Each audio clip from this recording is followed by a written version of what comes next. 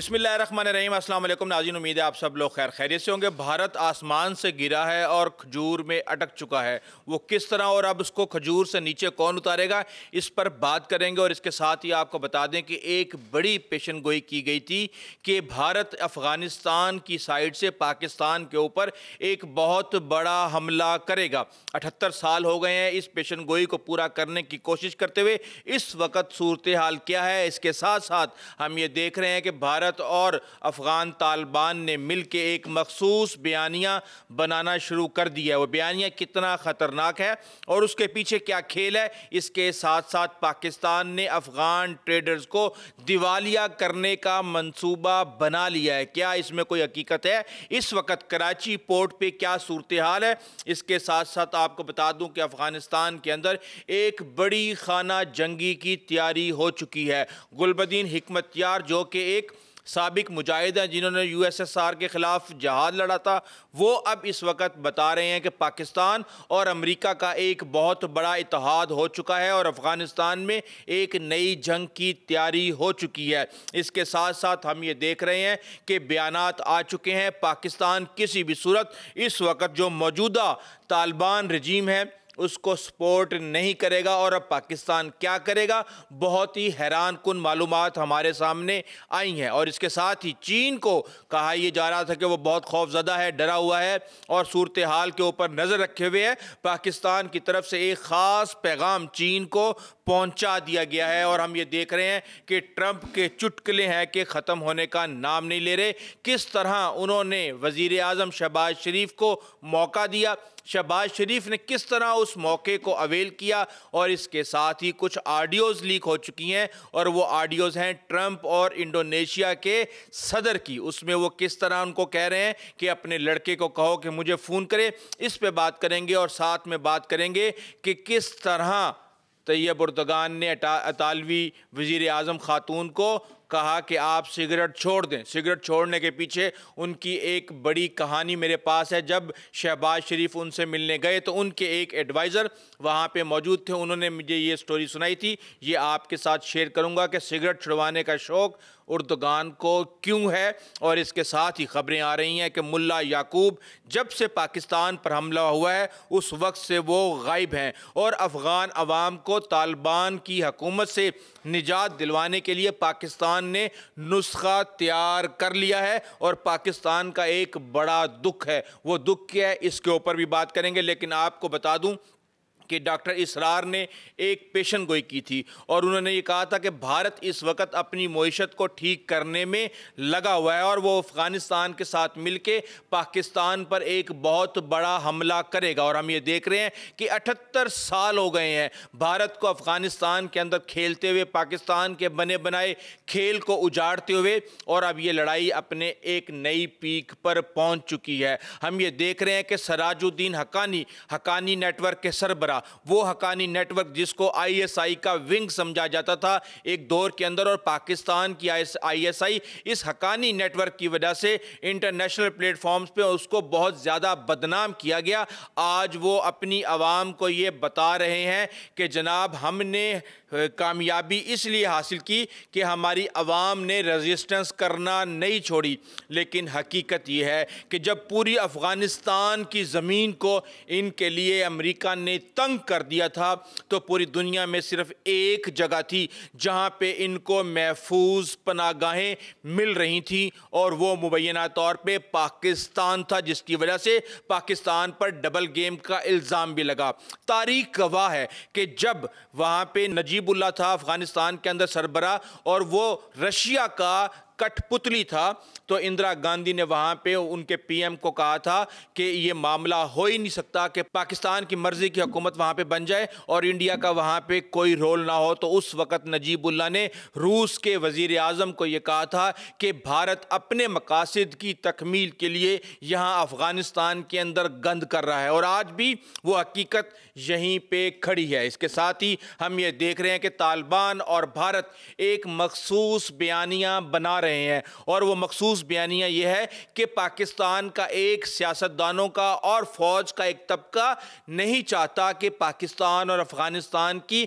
अवाम ایک ساتھ کام کریں، اور یہ وہ بیانیہ ہے جو کہ بھارت سے امپورٹ ہو کے افغانستان آیا ہے اور اب افغانستان سے پاکستان کی طرف بھیجا جا رہا ہے۔ ہمیں یہ لگتا ہے کہ شاید افغانستان کی وزارت دفاع اور وزارت خارجہ کو اس وقت بھارت چلا رہا ہے، اور بالکل ان کے جو ایجنڈے ہیں ان کی تکمیل کی جا رہی ہے، لیکن اس تکمیل کو روکنے کے لیے پاکستان نے بھی ایک بڑا بندوبست کر لیا ہے۔ بہرحال ہم یہ دیکھ رہے ہیں کہ کراچی پورٹ کے اوپر افغان ٹریڈرز کو سامان لوڈ کرنے سے منع کر دیا گیا ہے، اور وہاں پہ جتنی بھی شپنگ کمپنیز ہیں انہوں نے یہ بتا دیا ہے کہ افغان ٹریڈرز کا سامان نہیں ان لوڈ ہوگا۔ تو یہاں پہ ہم یہ دیکھ رہے ہیں کہ اس وقت 2000 کنٹینر تورخم اور سپن بولڈک کے اندر پھنسے ہوئے ہیں۔ اس کے ساتھ ساتھ ہم یہ دیکھ رہے ہیں کہ 800 کنٹینر اس وقت کراچی پورٹ کے اوپر پھنسے ہوئے ہیں، اور فائن کی صورت میں، ٹیکسز کی صورت میں ڈیلی بیسس پہ جو نقصان ہو رہا ہے، لگ یہ رہا ہے کہ افغان ٹریڈرز جو ہیں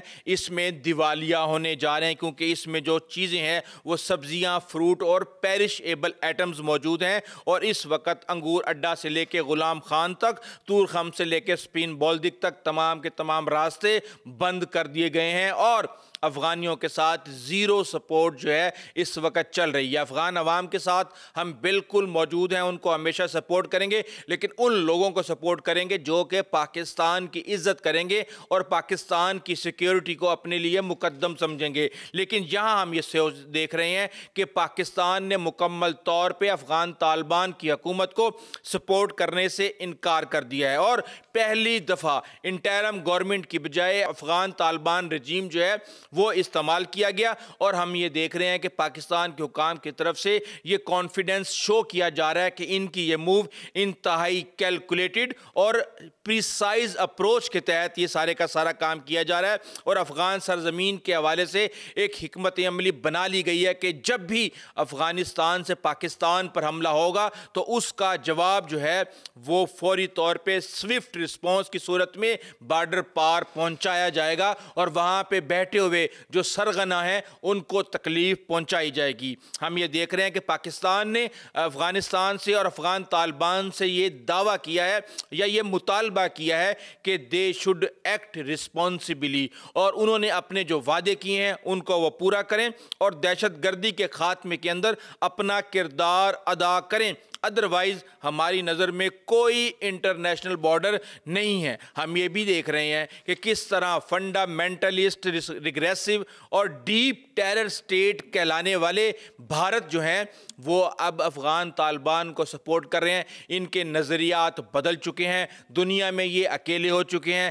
نہ چین ان کو لفٹ کرا رہا، نہ امریکہ ان کو لفٹ کرا رہا، نہ خطے کے اندر کوئی بھی ملک اس کی بات سن رہا، نہ عربوں نے بھی اس وقت جس طرح پاکستان کے ساتھ اپنے تعلقات کو کلوز کیا ہے، تو یہ پوری دنیا میں تناؤ ہو گیا ہے، اور اب لے دے کے ان کے ہاتھ میں افغان طالبان آئے ہیں جن کو یہ پاکستان کے خلاف استعمال کر سکتے ہیں رشوت دے کے۔ لیکن یہاں ہم یہ دیکھ رہے ہیں کہ چیزیں جو ہیں وہ لینی کی دینی پڑ گئی ہیں، بہت زیادہ اختلاف پایا جا رہا ہے کہ جو کچھ بھی ملا میر تقی نے کیا بھارت میں جا کے، اور جو کچھ ملا یعقوب نے افغانستان میں بیٹھ کے کیا، کیونکہ پاکستان پر حملے کا فیصلہ کہا یہ جا رہا ہے کہ ملا یعقوب کا تھا، اور اس وقت سے وہ اب تک غائب ہے۔ کئی افواہیں بھی پھیلائی جا رہی ہیں کہ ان کو مار دیا گیا ہے، کوئی آئی ڈی سڑک کے کنارے پھٹی ہے، یا کوئی اس طرح کی چیزیں سامنے آ رہی ہیں، لیکن بہرحال ہم یہ دیکھ رہے ہیں کہ کئی طالبان اس وقت اس حملے کے اوپر ان سے ناراض ہیں، اور اس وقت عوام جو ہے اور جو طالبان کے رینکس ہیں وہ آپس میں ڈیوائیڈڈ ہیں، اور کہا یہ جا رہا ہے کہ اب جو معاملہ آگے بڑھنے والا ہے وہ شاید خانہ جنگی کی صورت میں سامنے آئے۔ ہم یہ دیکھ رہے ہیں کہ پاکستان کا اس وقت سب سے بڑا دکھ افغانستان کے حوالے سے یہ ہے کہ وہ افغان طالبان جن کو دودھ پلایا ساری زندگی اور پوری دنیا سے تنقید لی، وہ آج جو ہے وہ بھارت کی گود میں بیٹھ کے پاکستان کو ڈسنے کی کوشش کر رہا ہے، لیکن یہ کوشش کسی بھی صورت کامیاب نہیں ہوگی۔ لیکن اس کے ساتھ ہی ہم یہ دیکھ رہے ہیں کہ ٹرمپ کا نوسٹیلجیا جو ہے وہ اپنے عروج پہ ہے۔ جب وہ اسرائیل میں تھے تو ایک عجیب نوسٹیلجیا کے اندر وہ تقریر کر رہے تھے، اور اب شرم الشیخ کے اندر بھی ہم نے یہ دیکھا کہ انہوں نے نہ صرف فیلڈ مارشل کی تعریف کی بلکہ شہباز شریف کی تعریف کر کے ان کو اپنا مائک دیا اور ان سے پوچھا کہ وہ جو تم کل کہہ رہے تھے کیا تم وہ کہنا چاہتے ہو؟ اور اس کے بعد پھر جب مائک پکڑا شہباز شریف نے تو انہوں نے وہ کچھ کر دکھایا کہ اس کے بعد ٹرمپ نے کہا کہ آئی ایم سرپرائزڈ، لگتا یہ ہے کہ اب میرے لیے کہنے کو کچھ نہیں بچا، اوکے جی میں جا رہا ہوں، خدا حافظ۔ اور اس طریقے سے انہوں نے بات کو مذاق میں ڈال دیا۔ اور ہم یہ دیکھ رہے ہیں کہ اس کے ساتھ ہی ٹرمپ سے ملاقات کر رہے تھے انڈونیشیا کے صدر، اور انہوں نے یہ کہا کہ میں آپ کے لڑکوں کے ساتھ رابطہ کرنا چاہتا ہوں، ایرک ہے یا دوسرا ہے، کون مجھے فون کرے گا؟ تو ٹرمپ نے کہا کہ میں ان کو بتا دوں گا، وہ آپ سے رابطہ کریں گے، ان دونوں میں سے کوئی ایک آپ سے رابطہ کرے گا۔ اب یہ باتیں اس لیے کی جا رہی ہیں اور یہ بہت زیادہ نوٹس اس لیے ہو رہی ہیں کیونکہ کہا یہ جاتا ہے کہ مبینہ طور پہ کرپٹو کرنسی سے لے کے جتنا بھی ٹریڈ ہے وہ سارے کا سارا ٹرمپ کے بیٹے سنبھال رہے ہیں، اور وہ اپنے باپ کی طاقت کو پوری دنیا کے اندر بڑے اچھے طریقے سے کیش کر رہے ہیں بشمول عرب ممالک۔ یہ ان کے اوپر اپوزیشن کی طرف سے مسلسل الزام لگایا جا رہا ہے۔ اس کے ساتھ ہی ہم یہ دیکھتے ہیں کہ جب اطالوی وزیر اعظم جا کے ہاتھ ملاتی ہیں طیب اردوغان سے، ترکی کے صدر سے، تو وہ فوری طور پہ یہ کہتے ہیں کہ یہ آپ کی سگریٹ میں نے چھڑوانی ہے، اور اس کے بعد ہم یہ دیکھتے ہیں کہ وہ کہتے ہیں نو نیور امپاسبل، اور فرانس کے صدر یہ فکرہ ڈالتے ہیں کہ امپاسبل۔ لیکن میں آپ کو بتا دوں کہ میں جب کام کر رہا تھا فہد حسین صاحب کے ساتھ، وہ مشیر رہ چکے ہیں شہباز شریف کے، تو انہوں نے مجھے بتایا تھا کہ کس طرح جب ایک میٹنگ ہو رہی تھی اور ہمارے ایک وزیر جو ہیں وہ سگریٹ پی کے واپس آئے تھے، تو انہوں نے پوچھا کہ آپ کہاں گئے تھے؟ تو انہوں نے کہا جی سگریٹ پینے گئے تھے۔ تو انہوں نے کہا جی ان کی سگریٹ چھڑوائیں، اور یہ فوری طور پہ، اور انہوں نے اپنے عملے کو بھی یہ ہدایت کی کہ اس کا فالو اپ کریں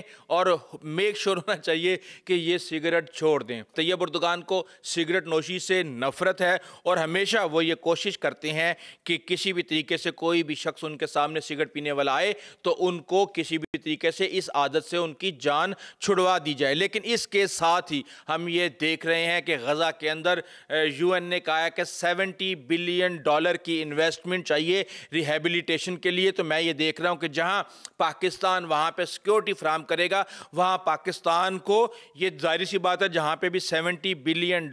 خرچ ہونا ہے، اور وہ بھی تعمیر و ترقی کے لیے، تو پاکستان کو بھی اپنا شیئر اس کے اندر، چاہے سیمنٹ بھیجیں، چاہے مزدور بھیجیں، چاہے وہاں پہ کنسٹرکشنز کی کمپنیاں بھیجیں، انہیں اپنا بزنس یہاں پہ بھی لینے کی ضرورت ہے۔ $70 بلین ایک بہت بڑی اماؤنٹ ہے۔ اگر پاکستان اس کا 5 یا 10% بھی حاصل کرنے میں کامیاب ہو گیا، کیونکہ یہ خرچ کس نے کرنا ہے؟ سعودی عرب نے خرچ کرنا ہے، قطر نے خرچ کرنا ہے، کویت نے خرچ کرنا ہے، یو اے ای نے خرچ کرنا ہے، اور دیگر ممالک نے خرچ کرنا ہے۔ تو پاکستان یہاں پہ سیکیور کانٹریکٹ جو ہے وہ کر سکتا ہے، اور دوسری طرف پراپر طریقے سے فلسطینیوں اور غزہ کے لوگوں کی خدمت بھی۔ ابھی تک کے لیے اتنا ہی، آئندہ تک اجازت دیجیے، اللہ حافظ۔